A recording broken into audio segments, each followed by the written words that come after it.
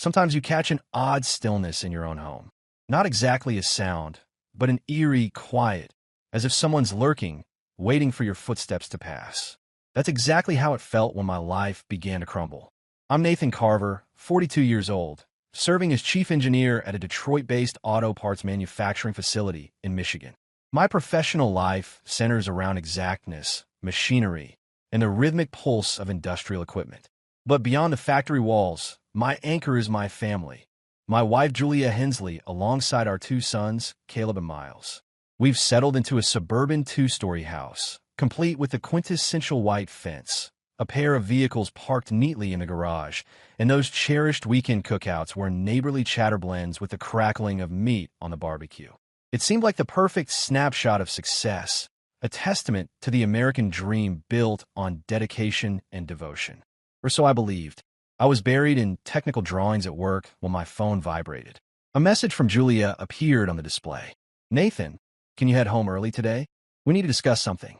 No warm greeting, no casual check-in. Just those cold words glaring at me. My stomach churned. I responded, "What's happening?" Her answer came like an icy wave. "Come home and find out." No details, no tenderness. Just emptiness where her usual warmth should have been. I remained motionless, the office ambience fading as thoughts whirled through my mind. Could it be a forgotten argument? Issues with the children? Something more serious? Hey everyone, let me take a quick break from this unsettling tale. I'm curious to know where you're all watching from. Share your location in the comments section. And if you're already hooked on this story, don't forget to subscribe. Your engagement helps keep these narratives flowing. The unsettling feeling wouldn't leave, so I shared the email with Owen Baxter, my project manager. He's always been the practical type, ready with a casual dismissal. "Probably splurged on some furniture without running it by you," he joked. I attempted a chuckle, but it felt hollow. Then Hannah Pierce, my perceptive secretary, peered over. "Why would she be at home now?" she questioned, frowning. "Shouldn't Julia be at work in the bank?" That observation struck deep. Julia works as a credit manager at a major downtown bank. Each morning, she departs with her leather bag, wearing smart blazers, her heels echoing on our floors as she bids me farewell with a kiss. Her being home midday was definitely unusual. My analytical mind snapped into action. Speculation wouldn't suffice. I needed concrete evidence. Without hesitation, I retrieved my phone and dialed her workplace, my thumb hovering strategically over the record function. A precautionary measure, nothing more. "Hello, I'd like to speak with Julia Hensley," I stated firmly to the uncertain voice that answered. The silence that followed spoke volumes. "I apologize," came the delayed response, "but Julia relocated to our Chicago branch 3 months ago." The revelation hit me with devastating force. 3 months? 90 days of watching her leave our driveway, of listening to her fabricated stories about workplace challenges and deadlines. My grip tightened around the phone. The recorded confession, now a damning piece of evidence weighing heavily in my pocket. I collapsed into my chair, the room swaying around me. 3 months of deception. A quarter of a year watching her maintain this elaborate charade, admiring what I thought was her dedication. While she, what exactly? Where'd she really been? Memories surfaced unbidden. The unfamiliar fragrance lingering on her blazer recently. Those secretive phone conversations in the hallway. Her evasive responses when discussing her workday. Small inconsistencies I'd overlooked, now transformed into glaring red flags. Owen's friendly pat on my shoulder felt distant, disconnected. "Everything all right?" he inquired. I managed a nod, though nothing was all right. Hannah observed silently, her expression reflecting my internal turmoil. I couldn't remain there any longer. I had to uncover the truth. Grabbing my keys, I felt pulled homeward by the weight of that mysterious email. Whatever secrets Julia harbored waited behind our front door, lurking in the shadows like a predator. As I navigated Detroit's somber streets, the silence in my vehicle felt suffocating, like the calm before an impending storm. The drive home felt like navigating through a dense haze, my knuckles white against the steering wheel as memories of Julia cascaded through my mind. These weren't just pleasant reminiscences of better times. They were sharp fragments of a narrative I'd accepted without question, now piercing deeper with each passing kilometer. Our paths crossed at Michigan State during a bustling career fair filled with anxious final-year students. I was 22 then, a lanky engineering major with unruly hair that defied every attempt at styling. My carefully prepared resumes slipped from my clammy hands, scattering across the floor. That's when Julia appeared, stooping down with a radiant smile that transformed the atmosphere. Her emerald eyes twinkled as she gathered the papers. "You can blame me if this costs you a job opportunity," she joked, her voice resonating like an unforgettable tune. We conversed endlessly that day, discussing everything from mechanical engineering to financial planning, aspirations larger than the university grounds. By weekend's end, I mustered the courage for a date invitation. We shared a greasy burger at a local diner, chuckling over wayward condiments. That moment marked our beginning, or what I believed was our beginning. Those initial years merged into a whirlwind of midnight oil and shared goals. I'd stretch out in our cramped Lansing flat, drafting engine components, while she immersed herself in financial manuals, her dark hair secured with a writing implement. We'd cruise along Lake Michigan's shoreline, windows lowered, her fingers intertwined with mine against the rushing air. She'd share her aspirations of banking leadership, of making impactful decisions. I'd listen, captivated by her determination. Post-graduation, I secured work at a components facility, persevering while she began as a bank teller, approaching even mundane tasks with enthusiasm. Our wedding was an intimate backyard affair, close family and friends present, her simple gown leaving me breathless. Caleb arrived first, followed by Miles, each child strengthening our bond. My career advancement brought us to Detroit, where we purchased our home, prepared the children's rooms, established our life. I'd spend hours restoring vintage automobiles in the garage, hands stained with oil, while she pursued professional certifications by lamplight. We functioned as partners, or so I thought. But as streetlights streaked past my windshield like shooting stars, darker undertones began coloring these recollections. Julia had always harbored this insatiable ambition, this burning desire to achieve more. I refused to remain insignificant. "Nathan," she would declare, her tone laced with unwavering determination, "I want the executive suite, the power to make crucial decisions." I supported her aspirations, became her cheerleader. Half a decade ago, an opportunity arose in Chicago, a stepping stone toward that executive position. She declined, citing distance from our family, from the children. That night, I held her close, deeply moved by what I perceived as her sacrifice. Now, that memory tormented me. Was it truly for our sake? Or were there hidden currents flowing beneath those emerald eyes, even then? A scene from last spring surfaced, Julia pacing our kitchen tiles, phone clutched to her ear. I caught fragments of a conversation, a name, Katrina, but she dismissed my curiosity.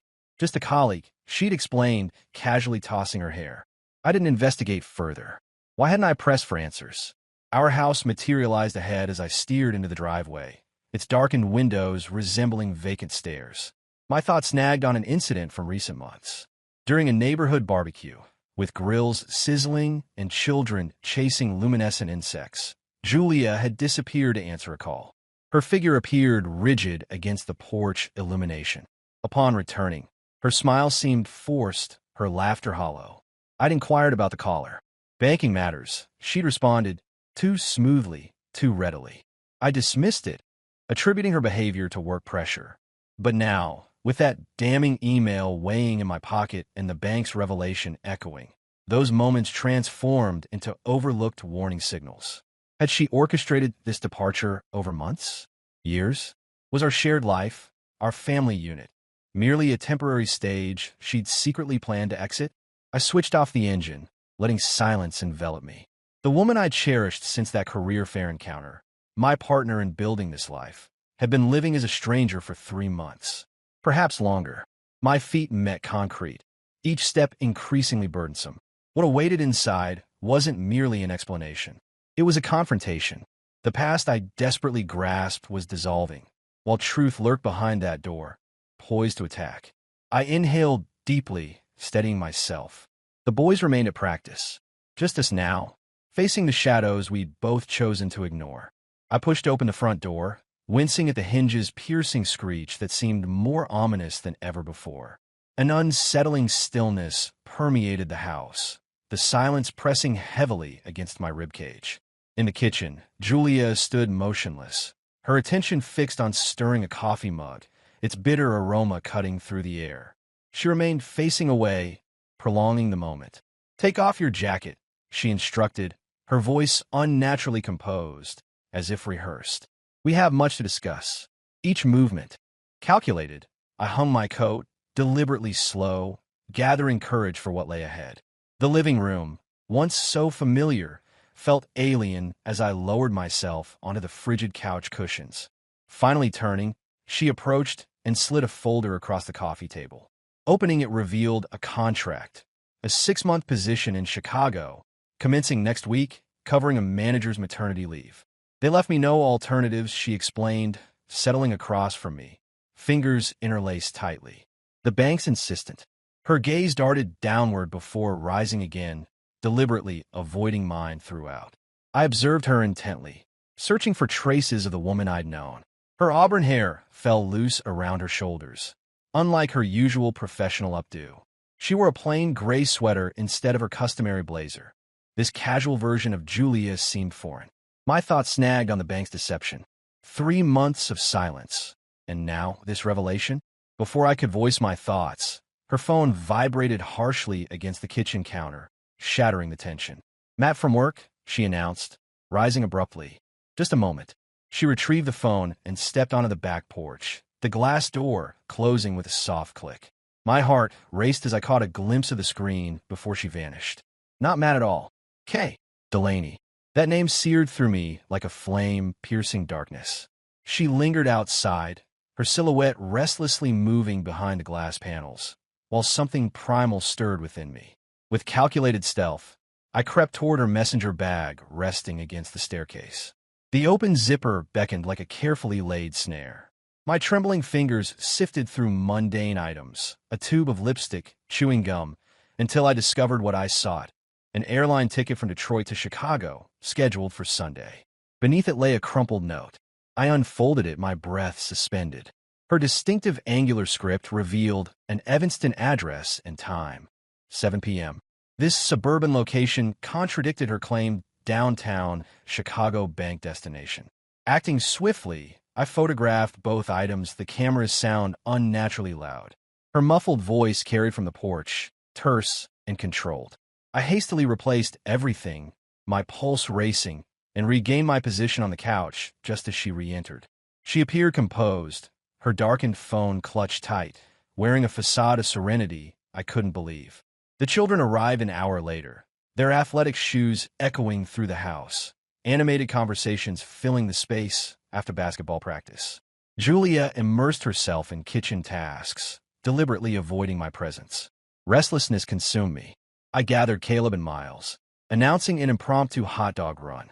They eagerly complied, climbing into the pickup, still perspiring from their game. We found ourselves at a nearby park, where cool evening air mingled with the harsh glow of street lamps. I distributed foil-wrapped hot dog from a vendor before guiding them to a bench. "Has your mother mentioned traveling?" I inquired casually. Caleb shook his head, mustard decorating his face. "Nothing, except being overwhelmed at work." Miles responded indifferently, toying with his food. "Just mentioned meetings all week." Their responses settled heavily in my stomach. I retrieved my phone, momentarily wavering before playing the bank's recording. A woman's voice emerged through static. "Julia hasn't been employed here for 3 months. She accepted a Chicago position." Caleb's expression hardened, his meal forgotten. "She resigned?" he demanded, voice elevated. "Where's she been going daily?" Miles's intense gaze fixed on me, questioning. I lacked answers.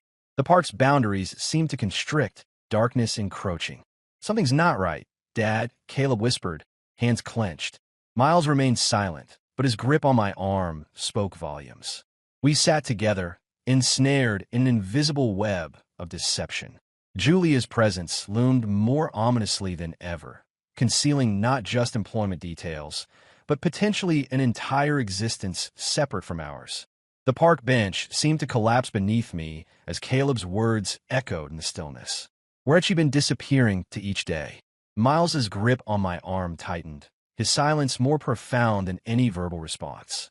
Sleep eluded me that night, my mind fixated on Julia's composed demeanor, the discovered plane ticket, and that haunting Evanston address that consumed my thoughts.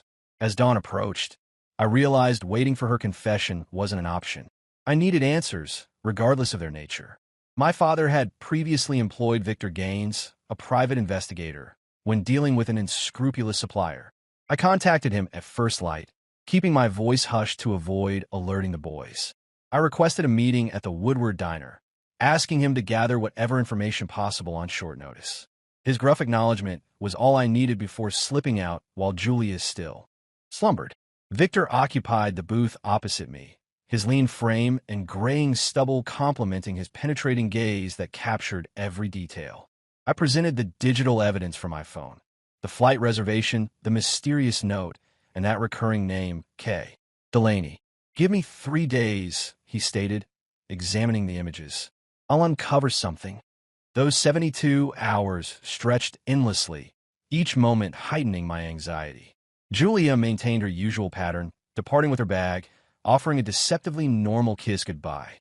I maintained the charade, acknowledging her fabricated meeting explanations while internally wrestling with nausea. Caleb observed her departures, his expression rigid with tension. Miles sought refuge in his bedroom, surrounded by books, though I noticed his prolonged gazes through the window. We existed in suspended animation, anticipating the inevitable revelation. Victor summoned me to a parking area near the factory as dusk descended over the deteriorating pavement. He tossed a manila envelope onto my truck's hood. "This won't be pleasant," he warned, igniting a cigarette. With shaking hands, I revealed the contents. The first photographs showed Julia at a Chicago rooftop establishment, intimately close to a woman. Her companion was statuesque, with striking features and severely styled blonde hair. Additional images capture them walking intimately through tree-lined streets, sharing laughter outside a modern Evanston residence. The final blow, a rental agreement jointly signed by Julia Hensley and Katrina Delaney. Katrina, the mysterious caller from Spring, the name in her phone. Not another man or casual affair as I'd imagined, but a woman sharing a life with my wife in a parallel existence where I was absent. The final document was a printout from a concealed social media profile Victor had uncovered. Julia's radiant smile beamed from the screen, but this wasn't the profile I recognized. She referred to Katrina as her soulmate, sharing snapshots of intimate dinners, romantic escapes, her words overflowing with declarations of newfound liberation and passion. Our existence, mine, Caleb's, Miles, had been methodically erased, wiped clean from her narrative like condensation from glass. My legs gave way, forcing me to steady myself against the truck as the envelope slipped from my grasp. Victor exhaled a cloud of smoke. "This has been ongoing for months," he revealed, "perhaps longer. Katrina's quite prominent, financial director at Great Lakes Insurance. Quite the comfortable setup, wouldn't you say?"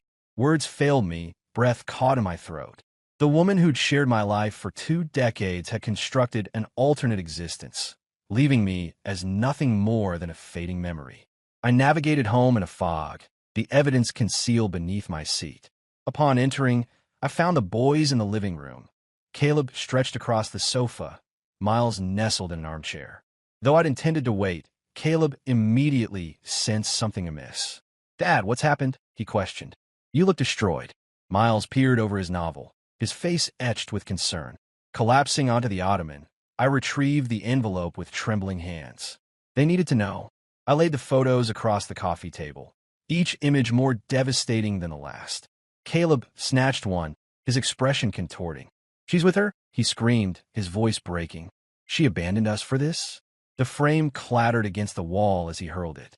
Miles watched silently, tears streaming down his face, his body quaking with silent sobs. I embraced them both, fighting back my own tears. "We still have each other," I managed, my voice rough. Caleb wrenched away, stalking the room like a wounded predator. "They need to suffer," he snarled. "Both of them." Miles nodded, drying his eyes. That evening, I contacted Nora Kendall, my father's trusted attorney. She listened intently as I detailed everything: the deception, the affair, the evidence. "We have grounds," she stated firmly, "against Julia for abandonment, Katrina for destroying your marriage, and their company for enabling this. I ended the call, gazing into the darkness. The truth had emerged, an unstoppable force poised to shatter Julia's carefully constructed facade. The atmosphere in the house grew oppressive after that evening, as if we were all inhaling through a dense fog. Caleb's rage simmered beneath the surface, each footstep echoing like thunder, while Miles retreated further into his shell, using his books as a fragile barrier. I knew we couldn't let this situation fester. Though Nora Kindle had provided us with legal recourse, Caleb craved more than a quiet victory in court. He was determined to expose Julia and Katrina's actions to the world. 2 days passed before he approached me, his eyes ablaze with determination, clutching a USB drive. I accessed Mom's hidden account, he announced, his voice strained. Released everything to the media. Pictures. Posts, all of it. My heart plummeted. He'd enlisted help from his law professor, someone skilled in digital anonymity, and dispatched an anonymous tip to every news outlet across Detroit. I should have intervened, but the fierce determination in his gaze mirrored my own. They'd written us out of their story. Now we'd make them face the consequences. The story erupted the following morning, spreading like wildfire through local media. Channel 7 broke it first, Detroit wife's double life exposed. By midday, it was inescapable, Julia's image alongside Katrina's, their once private rooftop moments now public knowledge. My phone buzzed relentlessly with reporters seeking comments. Nora's call cut through the chaos, her tone urgent. Nathan, while you didn't initiate this, you can control its conclusion. Take charge. Tell your story. Though I dreaded the media attention and potential impact on my sons, she was right. Remaining silent wasn't an option. I chose the factory's entrance for my statement, the industrial drone providing a steady backdrop. That afternoon, facing multiple microphones in the biting wind, I delivered my message with controlled emotion. My wife emailed requesting I return home. I stated, so we needed to talk. I discovered she'd resigned from her position months ago, deceiving us daily. Then I learned she was living with another person, Katrina Delaney. I let the words settle. Were they plotting to alienate my children? Was Katrina manipulating her corporate influence to orchestrate this? I can't say. You be the judge. The crowd buzzed with anticipation, camera shutters snapping like distant gunshots. I walked away, my chest constricting, knowing I'd just ignited a firestorm at Great Lakes Insurance. By nightfall, their stock was plummeting, investors rattled by the unfolding scandal. Social media exploded, with strangers taking sides, some branding Julia a betrayer, others scrutinizing Katrina's privileged position. Nora filed the lawsuits that evening. Against Julia for desertion, Katrina for destroying our marriage, and Great Lakes for enabling their executives' reckless behavior. The legal documents landed at the courthouse by sunrise, a symbolic sledgehammer through their pristine facade. Caleb watched the coverage with me, nodding with grim resolve. Miles sat nearby, his hand steady on my knee, silent but unwavering. This wasn't just about financial compensation. We were fighting to reclaim our dignity. Then Julia's call came through. I hadn't heard her voice since that kitchen confrontation, when she'd worn that artificial composure like a shield. Now it trembled, fractured. Nathan, why did you have to expose everything? She whispered. You're destroying it all. I clutched the phone until my knuckles blanched. You destroyed it. I fired back. You abandoned us for her, erased us from your life. What about our children?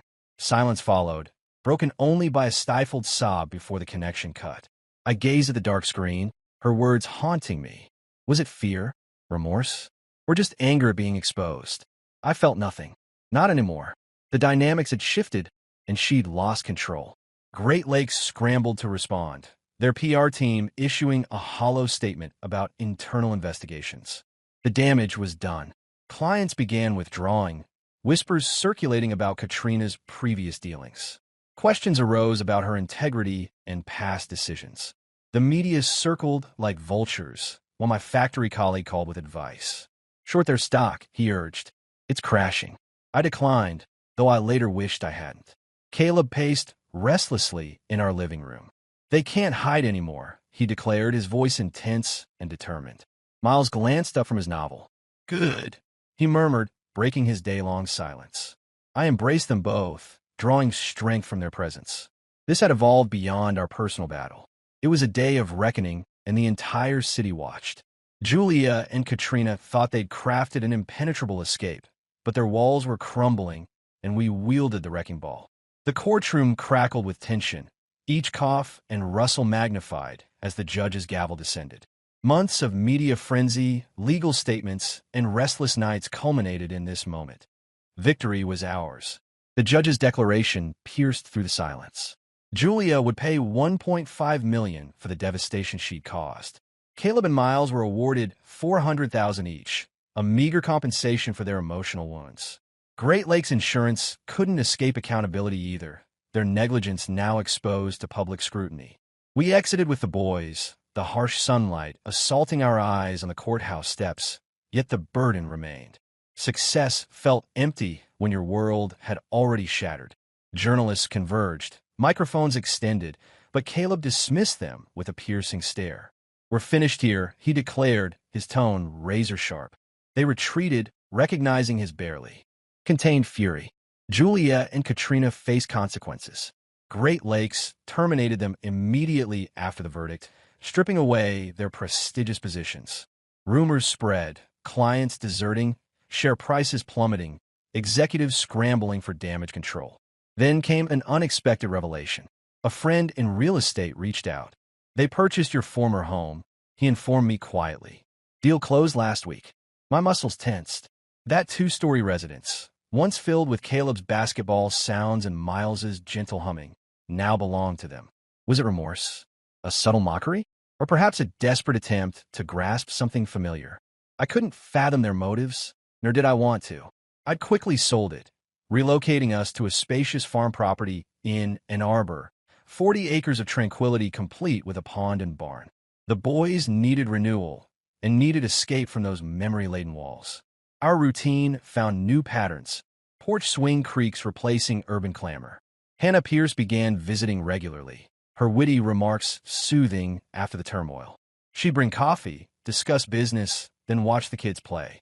One evening, amid cricket songs, she moved closer, her fingers grazing mine. Unplanned, yet perfect, an unexpected connection. But our past wasn't finished. One muggy evening, while I tended the grill, smoke rising in the twilight, an unfamiliar vehicle approached on our driveway. Julia emerged, solitary, her appearance haggard, eyes hollow from apparent sleeplessness. Caleb and Miles halted their laughter, forgetting about dinner. She took an uncertain step forward. "Nathan, I apologize," she said, voice cracking. "May I see them? Just once?"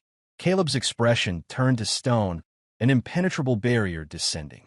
"You chose your path," he stated, his voice glacial. "We chose." He spun around, his posture unyielding. Miles inched closer to my side, clutching my sleeve, his gaze fixed downward. Julia's mouth quivered, a choked sob rising in her throat. She extended her hand, then withdrew it, letting it fall lifeless. I remained motionless, speechless. The lawsuit's aftermath had cost her everything. Her family, her parents had severed ties, mortified by the scandal she'd brought upon them. She retreated to her vehicle, the engine's growl fading into the dusk. Caleb scuffed the ground, muttering curses.